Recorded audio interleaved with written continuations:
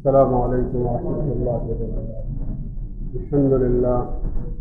الحمد للہ رب العالمین، والصلاة والسلام على أشرف الأنبياء والمرسلين وعلى آله وأصحابه أجمعين،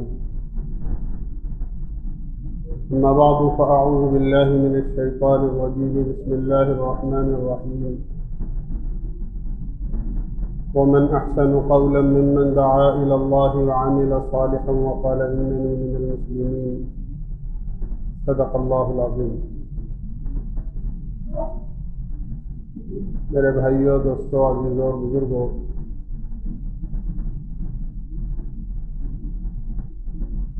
اللہ تعالیٰ نے ہر انسان کی فطرت میں اچھائی کی طرف بڑھنا اور برائی سے اور نقصان سے اپنے آپ کو بچانا رکھا ہے۔ یہ انسان کی فطرت اور طبیعت میں داخل ہے۔ چاہے بچہ ابھی چھوٹا ہی کیوں نہ ہو، اس کی فطرت میں، اس کی طبیعت میں بھی یہ چیز ہوتی ہے کہ جب وہ کسی چیز میں اپنی بھلائی اور فائدہ محسوس کرتا ہے تو اس طرف اپنے آپ کو بڑھاتا ہے۔ یہ الگ بات ہے کہ وہ اپنی ناسمجھی اور کم سنی کی وجہ سے یہ نہ سمجھ پائے کہ جس چیز کو میں کامیابی کی سمجھ رہا ہوں یا جس میں مجھے فائدہ نظر آ رہا ہے وہ حقیقت میں فائدہ کی ہے بھی یا نہیں۔ لیکن اگر اس کو جتنی بھی اس میں سمجھ ہے، اگر کوئی فائدہ اور کوئی اچھائی اس کو نظر آتی ہے تو وہ اس طرف بڑھتا ہے۔ چھوٹے چھوٹے بچے گھروں میں ہوتے ہیں، اگر سگڑی جل رہی ہے اور اس کے اندر کوئلے دہک رہے ہیں تو اس کی روشنی بچے کو اچھی لگتی ہے اور وہ یہ سمجھتا ہے کہ یہ میرے لیے کوئی فائدے کی چیز ہے۔ وہ اپنے آپ کو آگے بڑھا کر کوشش یہ کرتا ہے کہ اس انگارے کو اپنے ہاتھ میں لے لے، یا سردی کے موسم میں ہیٹر کی راڈ ہوتی ہے، آدمی سوچتا ہے، بچہ سوچتا ہے کہ اس کو پکڑ لوں، یہ بھی کوئی میرے فائدے کی چیز ہے، اس لیے کہ اس میں چمک ہے، اس میں روشنی ہے۔ ماں باپ سمجھتے ہیں کہ بچہ جس چیز کو فائدے کی سمجھ رہا ہے اس میں اس کا فائدہ نہیں ہے بلکہ اس کا نقصان ہے۔ وہ اس کو بچانے کی کوشش کرتے ہیں اور اس کو اس سے روکتے ہیں۔ تو یہ ایک طبیعت ہے آدمی کی، چاہے چھوٹا ہو، بڑا ہو، عام ہو، خاص ہو، مرد ہو، عورت ہو، کہ اگر کوئی چیز نفع کی اور فائدے کے سامنے آتی ہے تو آدمی اس کی طرف آگے بڑھتا ہے اور اس کو حاصل کرنے کی کوشش کرتا ہے۔ جس طرح میں نے عرض کیا کہ بچہ ناسمجھی کی وجہ سے کچھ ایسی چیزوں کو فائدے کی سمجھ بیٹھتا ہے جو حقیقت میں اس کے لیے فائدے کی نہیں ہوتی بلکہ نقصان کی ہوتی، اور جو چیزیں اس کے فائدے کی ہوتی ہیں اس کو بظاہر اس سے تنگی محسوس ہوتی ہے، اس سے وہ اپنے آپ کو بچاتا ہے۔ لیکن ماں باپ جو اس سے 25-30 سال بڑے ہیں وہ جانتے ہیں کہ بچہ جس چیز کو فائدے کی سمجھ رہا ہے اس میں نقصان ہے، اور جس چیز سے بچ رہا ہے اس میں فائدہ ہے۔ تو وہ زبردستی، چاہے بچہ کتنا ہی روئے، منہ بنائے، چیخے، چلائے، مچلے، نقصان دہ چیز سے اس کو بچاتے ہیں اور فائدے کی چیز کو اس تک پہنچاتے ہیں۔ یہ ایک قاعدہ کلیہ ہے جو ہم سب جانتے ہیں. جیسے میں نے عرض کیا کہ نقصان کی چیز سے کوئی کوئلہ ہے، کوئی انگیٹھی ہے، کوئی چمکدار چاقو ہے. ماں بہنیں سبزیاں کاٹتی ہیں، بچے نے چاقو کی چمک کو دیکھا اور کوشش کرتا ہے کہ اس کو ہاتھ میں لے لوں، یہ بھی کوئی کھلونا ہے. لیکن ماں باپ جانتے ہیں کہ اگر اس کو چاقو دے دیا تو نہ معلوم اپنا جسم بھی زخمی کرے گا اور کسی اور کا بھی کرے گا، اس میں اس کا نقصان ہے. تو ماں باپ چاقو نہیں دیتے. بچہ بیمار ہو گیا، اب اس کو دوا دینے کی ضرورت ہے، تو بچہ کوشش اس بات کی کرتا ہے اور مچلتا ہے کہ وہ کڑوی دوا نہ پیے. لیکن ماں باپ کوئی اس کا ہاتھ پکڑتا ہے، کوئی اس کے پیر پکڑتے ہیں، کوئی اس کا منہ کھولتا ہے اور چمچ میں دوا گھول کر اور اس کے حلق میں اس کی ناک بند کر کے ڈالی جاتی ہے. بچہ تو کوشش کرتا ہے کہ اسے نہ پیے، لیکن ماں باپ جانتے ہیں کہ جس چیز سے یہ اپنے آپ کو بچا رہا ہے اس میں اس کا فائدہ ہے، اس لیے زبردستی اس کو اس دوا کو اس تک پہنچاتے ہیں. انجیکشن سے بچہ کتنا روتا ہے، لیکن اگر انجیکشن کی ضرورت ہے تو بچے کو انجیکشن لگوایا جاتا ہے. یہ سب مثالیں ہیں کہ کچھ چیزیں ایسی ہوتی ہیں جو ناسمجھی کی وجہ سے آدمی فائدے کی سمجھتا ہے اور ناسمجھی کی وجہ سے فائدے کی چیز کو نقصان کی سمجھتا ہے. لیکن جو اس کے بڑے ہوتے ہیں، ماں باپ ہوتے ہیں، وہ جانتے ہیں کس میں اس کا فائدہ ہے اور کس میں اس کا نقصان ہے. نقصان والی چیز سے بچاتے ہیں اور فائدے والی چیز اس تک پہنچاتے ہیں. یہ کون کرتا ہے؟ یہ وہ کرتے ہیں جو اس بچے سے ابھی 25-30 سال بڑے ہیں. اب اس سے آگے بڑھ کر ہم اپنی زندگی کا جائزہ لیں. کچھ چیزیں ایسی ہیں جسے انسان یہ سمجھتا ہے کہ اس میں میرا فائدہ ہے اور اس فائدے کی چیز کو اپنانے کی کوشش کرتا ہے اور اس میں آگے بڑھتا ہے. لیکن اللہ اور اس کا رسول جو ہم سے کتنا بڑا ہے اور ہماری ہر اچھی اور بھلائی اور برائی کو اور ہماری تکلیف کو ہم سے نامعلوم کتنی گنا زیادہ جانتا ہے. ہماری سمجھ بھی ناقص، ہماری سوچ بھی ناقص، ہمارا دیکھنا بھی ناقص، ہمارا سننا بھی ناقص. ایک حد ہے ایک آدمی کی، کس حد تک آدمی سن سکتا ہے، اس سے آگے کی نہیں سن پاتا. اگر اس سے آگے کی سننا ہے تو مشین لگانی پڑتی ہے، مائک لگانا پڑتا ہے، یا کسی اور راستے سے آدمی اس سے آگے کی سنتا ہے. دیکھنے کی ایک حد ہے کہ اس حد تک آدمی دیکھ پاتا ہے، اس سے آگے کی نہیں دیکھ پاتا. تو ہر چیز اس کی ناقص ہے. تو اپنی ناسمجھی کی وجہ سے بعض چیزوں کو ہم لوگ بھی فائدے کی سمجھتے ہیں، لیکن اللہ جو ہمارا خالق اور مالک ہے، ہمارا پیدا کرنے والا ہے، وہ جانتا ہے اس بات کو کہ ہمارے لیے حقیقت میں اس میں فائدہ ہے یا فائدہ نہیں ہے.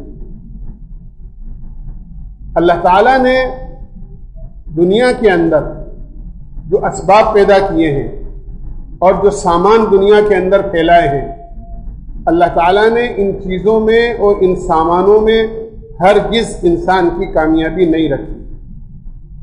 دنیا کے ساز و سامان تو اللہ نے امتحان کے لیے پیدا کیے.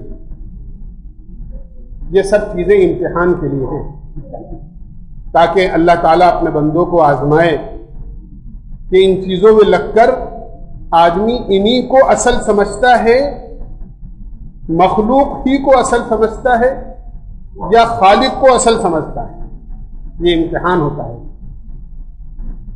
کسی چیز سے فائدہ ہوتا ہے تو آدمی یہ یقین کر بیٹھتا ہے کہ اس چیز ہی میں فائدہ ہے، یا یہ یقین کرتا ہے کہ یہ تو مخلوق ہے، فائدہ دینے والی ذات تو اللہ کی ہے. کسی چیز سے اگر اسے نقصان ہوتا نظر آ رہا ہے تو یہ کہ امتحان ہوتا ہے کہ آدمی کو کہ اسی چیز کو یہ سمجھتا ہے کہ اس میں میرا نقصان ہے، یا یہ سمجھتا ہے کہ اصل نقصان دینے والی ذات تو اللہ کی ہے. موت اور زندگی، اچھائی اور برائی، عزت اور ذلت، یہ سب چیزیں اللہ کے ہاتھ میں ہیں، یہ سب اللہ کے ہاتھ میں۔ اللہ جس کو چاہتا ہے عزت دیتا ہے، جس کو چاہتا ہے ذلیل کر دیتا ہے، جس کو چاہتا ہے کامیاب کرتا ہے، جس کو چاہتا ہے ناکام کرتا ہے۔ یہ ساری چیزیں اللہ کے ہاتھ میں ہیں۔ تو یہ چیزیں امتحان کے لیے ہیں۔ اصل کامیابی کے لیے تو اللہ نے اپنے احکامات دیے ہیں کہ بندہ اللہ کے حکم کو پورا کرے، اور حکم عموماً انسان کی مزاج اور طبیعت کے خلاف ہوتا ہے۔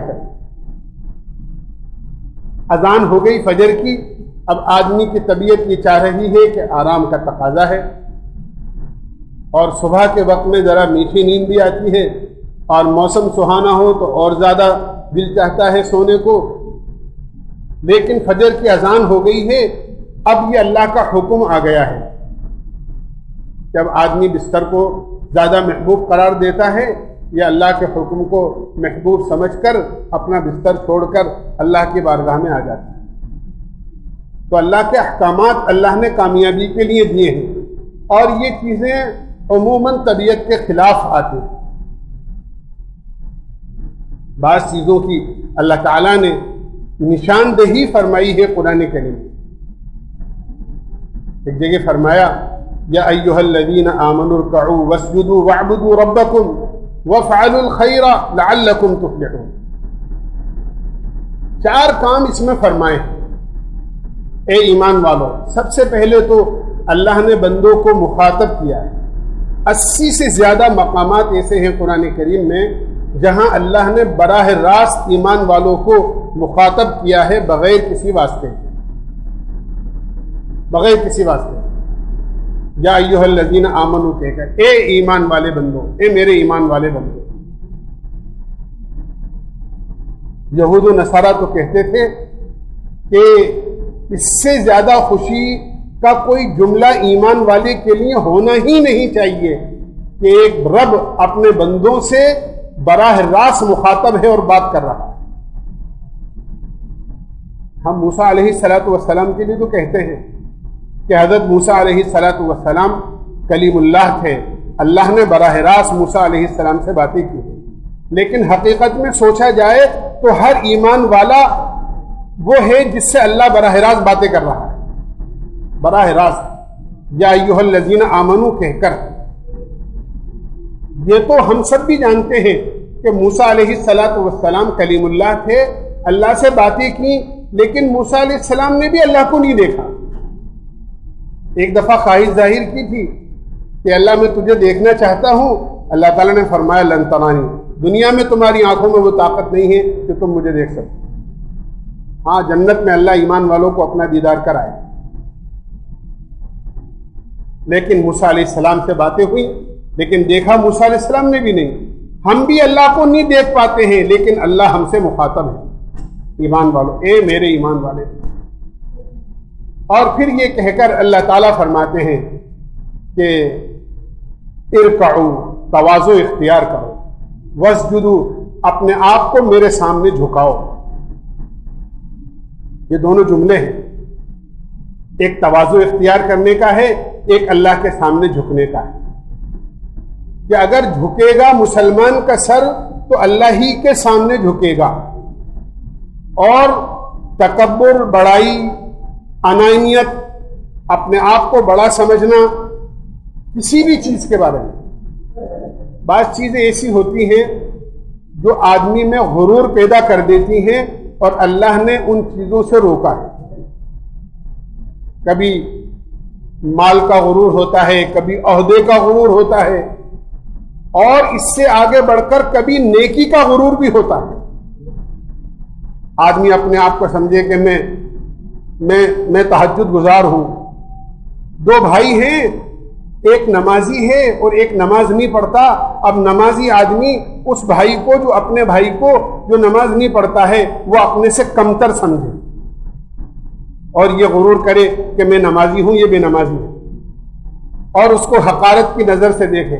فرمایا کوئی حق نہیں ہے ہمیں اس کو حقارت سے۔ ہاں، اسی لیے فرمایا کسی بھی ایمان والے کو بلکہ کسی بھی انسان کو بحیثیت اللہ کا بندہ ہونے کے اور بحیثیت ایمان والا ہونے کے اس کا اکرام کرو، اس کی عزت اپنے دل میں رکھو، برائی سے نفرت تو کرو، برے سے نفرت مت کرو۔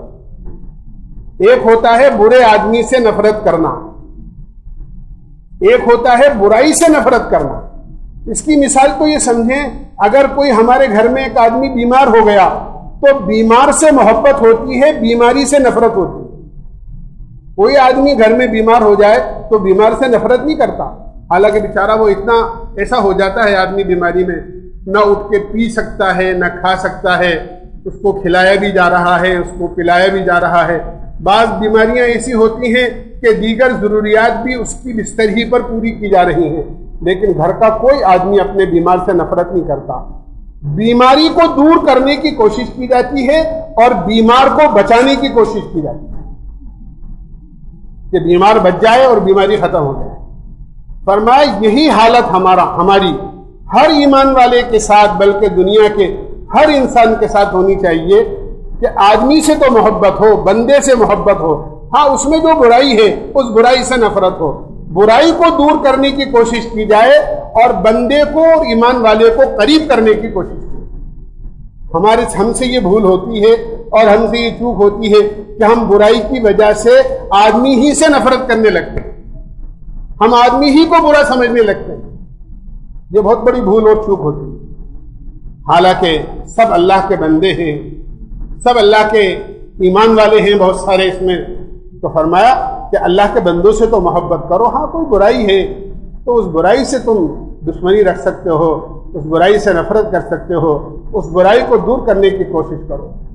بندہ ہے، اللہ کا ہے، ایمان والا ہے، ہمارا بھائی ہے، اس کو قریب کرو لیکن اس کی برائی دور۔ کسی کو حق نہیں ہے کہ وہ کسی عمل کی کمزوری کی وجہ سے اس کو ذلیل سمجھے، اللہ کو قطعاً ناپسند ہے، قطعاً ناپسند۔ حضرت عیسیٰ علیہ السلام تشریف لے جا رہے ہیں اور حواریین میں عیسیٰ علیہ السلام کے ساتھ جو لوگ تھے ان میں ایک بڑا نیک بندہ تھا۔ میں نے عرض کیا نا، نیکی کا غرور بھی بڑی چیز ہوتی ہے اور بڑی خطرناک چیز ہوتی ہے۔ اس نے ایک آدمی کو دیکھا اور وہ سخت برائی میں مبتلا ہے اور اللہ کی نافرمانی میں مبتلا ہے۔ اس نے حواریین میں سے اس نیک آدمی نے نیکی کا غرور اور اپنے آپ کو اس سے بہتر سمجھتے ہوئے یہ نہیں سمجھا کہ میں اگر کوئی نیکی کر رہا ہوں تو یہ نیکی کی توفیق بھی تو اللہ ہی کا کرم ہے، اللہ ہی کے توفیق سے کر رہا ہوں۔ اگر اللہ مجھے توفیق نہیں دیتا تو میں نہ نماز پڑھتا، نہ روزہ رکھتا، نہ کوئی نیک کام کرتا۔ نفرت کی نظر سے اس کو دیکھا اور دل میں اللہ سے یہ دعا کری، اے اللہ اس کا حشر اور یہ جو گناہگار بندہ ہے یہ جہاں بھی جائے مجھے اس کا ساتھ مت، مجھے اس کے ساتھ نہ رکھیے، اس کا حشر اس کے ساتھ میرا حشر نہ کیجیے۔ میں تو اس کے ساتھ آخرت میں رہنا نہیں چاہتا، اس لیے کہ یہ تو تیرا بڑا ہی گناہگار بندہ ہے۔ ادھر اللہ نے اس گناہگار کے دل میں یہ بات ڈالی جب اس نے اس نیکوں کی جماعت کو دیکھا اور حضرت عیسیٰ علیہ السلام کے ساتھ نیک لوگوں کو دیکھا تو اس کو بڑی شرمندگی ہوئی اپنے گناہوں پر اور اس نے دل میں توبہ کی اور توبہ کرنے کے بعد اللہ سے یہ کہا، اے اللہ تو مجھے معاف کر دے اور تو میرا جنت میں داخلہ طے کر دے۔ میرے اعمال اگرچہ ایسے نہیں ہیں لیکن ان نیک لوگوں کو دیکھ کر مجھے یہ حسرت ہو رہی ہے کہ یہ کتنے اچھے اور نیک لوگ ہیں۔ اے اللہ تو مجھے بھی نیک بنا دے اور اپنی رحمت کے سائے میں مجھے بھی جگہ دے۔ حضرت عیسیٰ علیہ السلام پر اللہ نے وحی دی اور فرمایا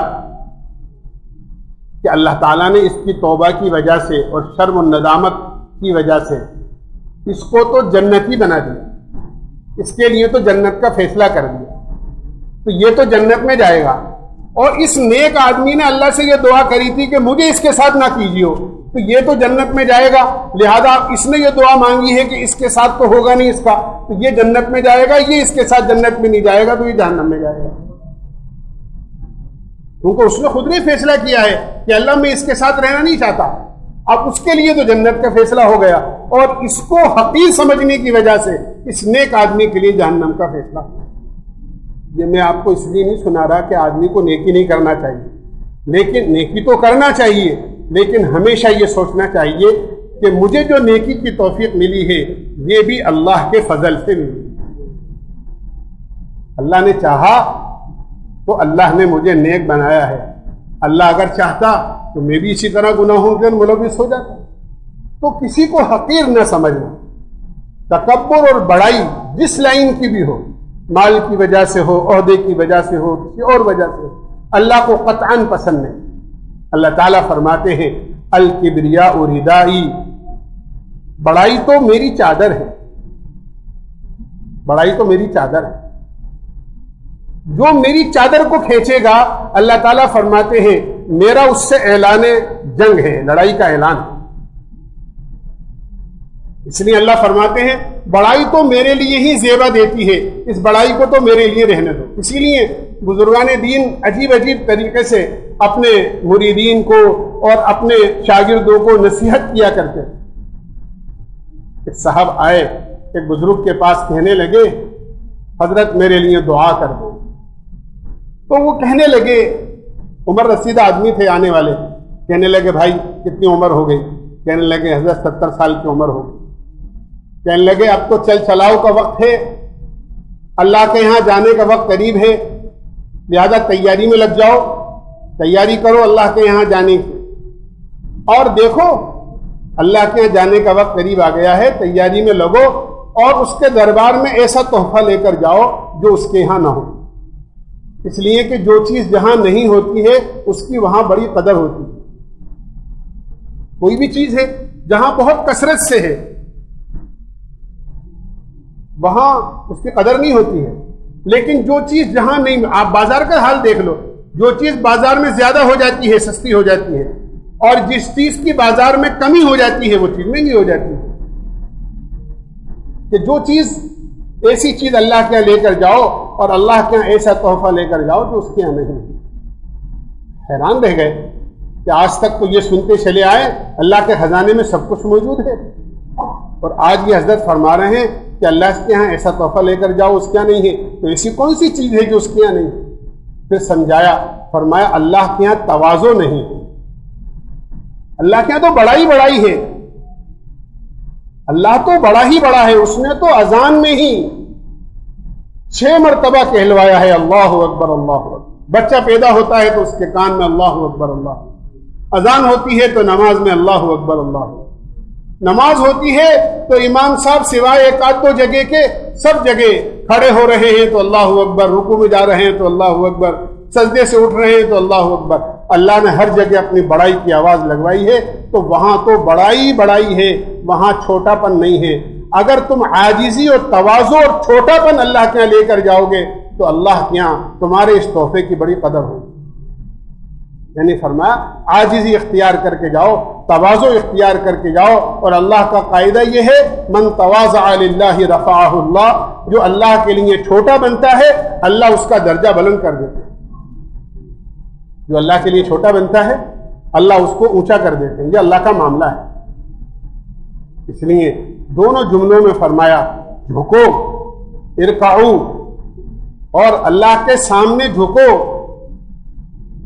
تواضع اختیار کرو، اور وَاعْبُدُوا رَبَّكُمْ وَافْعَلُوا الْخَيْرَ، اللہ کی عبادت کرو، اس لیے کہ بندگی کے لائق تو وہی ہے، عبادت تو اسی کی ہونی چاہیے، اور عبادت اطاعت کے ساتھ جڑی ہوئی ہے، جتنی اللہ کی بات مانو گے اتنی اس کی عبادت وجود میں آئے گی۔ عبادت نام ہی اللہ کی اطاعت کا ہے، اللہ کا جو بھی حکم ملتا ہے بندہ اس کو پورا کر لے، بس اس کا نام عبادت ہے۔ نماز کے وقت میں نماز، روزے کے وقت میں روزہ، مالدار ہے تو زکوٰۃ، حج فرض ہے تو حج فرض، کاروبار پر ہے تو سچائی اور امانت داری، جہاں بھی ہے آدمی اس وقت میں یہ دیکھے کہ اس وقت میں میرے رب کا کیا حکم ہے، اس حکم کو پورا کرنے کا نام ہی عبادت ہے، اور اس حکم کو پورا کرنے کا نام ہی بندگی ہے۔ فرمایا اللہ کی عبادت کرو، وَافْعَلُوا الْخَيْرَ، اور خیر کے اور بھلائی کے کام کرو۔ نیک لوگوں کی صفت قرآن کریم میں بیان کی ہے، وَيُسَارِعُونَ فِي الْخَيْرَاتِ وَأُولَٰئِكَ مِنَ الصَّالِحِينَ، کہ نیک لوگ جو ہیں وہ بھلائی کے کاموں میں آگے بڑھتے ہیں۔ بھلائی کے کاموں میں کوئی بھی بھلائی کے کاموں کے دروازے بہت ہیں، بہت ہیں، بہت ہیں۔ جیسے ایک مسجد ہے، اس مسجد کے 3 دروازے ہیں، 4 دروازے ہیں۔ کوئی ضروری نہیں ہوتا ہے کہ آدمی نماز پڑھنے کے لیے فلاں ہی دروازے سے آئے۔ جس دروازے سے آدمی مسجد میں داخل ہوگا وہ جماعت میں آ کے شامل ہو سکتا ہے، جماعت کا ثواب ملے گا اس کو، وہ مسجد میں شمار ہوگا، جماعت کی نماز میں شمار ہوگا۔ اس طرح خیر کے راستے بہت سارے ہیں کہ آدمی جس خیر کے راستے سے بھی اللہ کے یہاں پہنچنا چاہے گا، اللہ تعالیٰ کے یہاں اس کی منزل متعین ہے، اللہ تک پہنچ جائے گا، وہ اپنی منزل مقصود تک پہنچ جائے گا۔ بہت سارے بھلائی کے کام ہیں، اللہ کے بندوں کی خدمت کرنا، کسی بیمار کو دوا دلا دینا، کسی بھوکے کو کھانا کھلا دینا، کسی پیاسے کو پانی پلا دینا، کسی بھٹکے ہوئے کو راستہ بتا دینا۔ عبادت کے اندر کسی کو آپ سورہ فاتحہ یاد نہیں ہے، اسے سورہ فاتحہ یاد کرا دی، کسی کو تحیات یاد نہیں ہے، آپ نے تحیات یاد کرا دی۔ کوئی آدمی نماز نہیں پڑھتا ہے، آپ نے اس کو سمجھا کر نماز کے اندر لے آئے آپ اس کو۔ کوئی آدمی ناسمجھی کے اندر حلال و حرام کی تمیز کیے بغیر کاروبار کر رہا ہے، اسے معلوم ہی نہیں ہے، آپ نے اس کو ترغیب دی، برائی کا نقصان بتایا، بھلائی کا فائدہ بتایا، حلال کا فائدہ بتایا، حرام کا نقصان بتایا، آپ نے اس کو اچھے اور جائز کاروبار کی طرف لے آئے۔ یہ سب وہ کام ہیں جو بھلائی اور خیر کے کام ہیں۔ ان چاروں کاموں کو بیان کرنے کے بعد اللہ تعالیٰ فرماتے ہیں لعلکم تفلحون، یہ کامیابی کا راستہ ہے، اگر تم نے یہ کام کیے اللہ تمہیں کامیاب کر دے۔ تو جگہ جگہ اللہ تعالیٰ نے اپنی پاک کتاب میں آقا مدنی سرکار دو عالم صلی اللہ علیہ وسلم نے اپنے مبارک و نورانی ارشادات میں نشاندہی فرمائی ہے کاموں کی، یہ کام کرو، دنیا میں یہ کام کرنے کے ہیں، دنیا کے دوڑ اصل نہیں ہے۔ اللہ تعالیٰ فرماتے ہیں ففروا الی اللہ، دنیا تو دوڑ رہی ہے سامانوں کی طرف، تم ہماری طرف دوڑ کر آؤ، اللہ کی طرف دوڑ لگاؤ۔ اللہ کی طرف دوڑ لگانے کا مطلب یہ ہے اللہ کے احکامات کی طرف آؤ، اللہ کے دین کی طرف آؤ، اللہ کی فرما برداری کی طرف آؤ، یہی کامیابی کا راستہ ہے۔ باقی دنیا میں چیزیں آزمائش کے لیے ہیں، کامیابی کے لیے نہیں ہے۔ اگر یہ کامیابی کے لیے ہوتی تو فرعون سب سے بڑا مالدار اور حکمراں گزرا ہے، وہ کامیاب ہو جاتا۔ قارون سب سے بڑا مال والا گزرا ہے، وہ کامیاب ہو جاتا۔ زمین کامیابیوں کی علامت ہوتی تو قوم سبا بڑے بڑے باغات والی قوم گزری ہے، وہ کامیاب ہو جاتی۔ اللہ نے یہ ساری قوموں کے واقعات قرآن کریم میں بیان کر کے ہمیں بتا دیا ہے، چیزیں کامیابیوں کی دلیل نہیں ہیں، کامیابی کے لیے تو ہم نے اپنا دین دیا ہے، ہمارے دین کی طرف۔ اللہ ہمیں سمجھنے کی اور عمل کی توفیق نصیب فرمائے۔ وآخر دعوانا